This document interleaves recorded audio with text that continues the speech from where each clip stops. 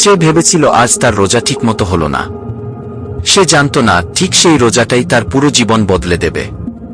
কিভাবে একটি মাত্র নিযত ভাগ্য পরিবর্তন করল, আজ সেই গল্পই শুনবেন। বাংলাদেশের একটি ছোট্ট গ্রাম, নাম রহিমপুর। গ্রামের মাঝখানে একটি পুরনো মসজিদ। সেই মসজিদের ইমাম ছিলেন মাওলানা আব্দুল হাকিম সাহেব। বয়স প্রায় 65। সাদা দাড়ি, শান্ত চোখ আর কণ্ঠে ছিল অদ্ভুত মায়া। রমজান মাস চলছিল। চারদিকে এক অন্যরকম পবিত্র পরিবেশ। সেহরির সময় গ্রামের মানুষ ঘুম থেকে উঠে আল্লাহর ইবাদতে ব্যস্ত হয়ে পড়ে। এই গ্রামেই থাকত এক যুবক, তার নাম রাকিব। বয়স 22 বছর। নামাজে খুব একটা নিয়মিত না হলেও রমজানে রোজা রাখার চেষ্টা করত। কিন্তু সমস্যা ছিল, সে খুব অলস। সেহরির জন্য ঘুম থেকে উঠতে পারত না।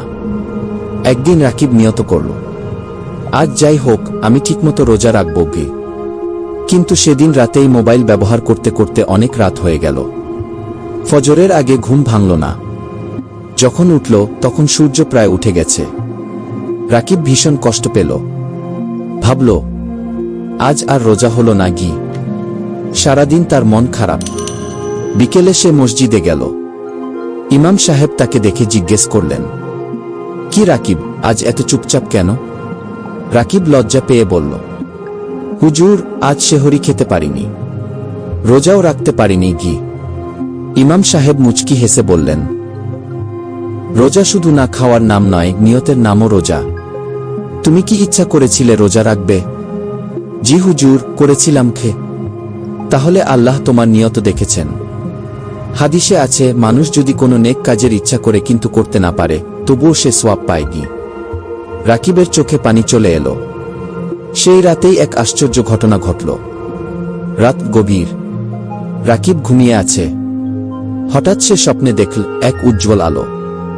সেই আলো থেকে একটি কণ্ঠ বলছে, হে বান্দা, তোমার আন্তরিক নিয়তের জন্য আমি তোমাকে ভালোবাসি।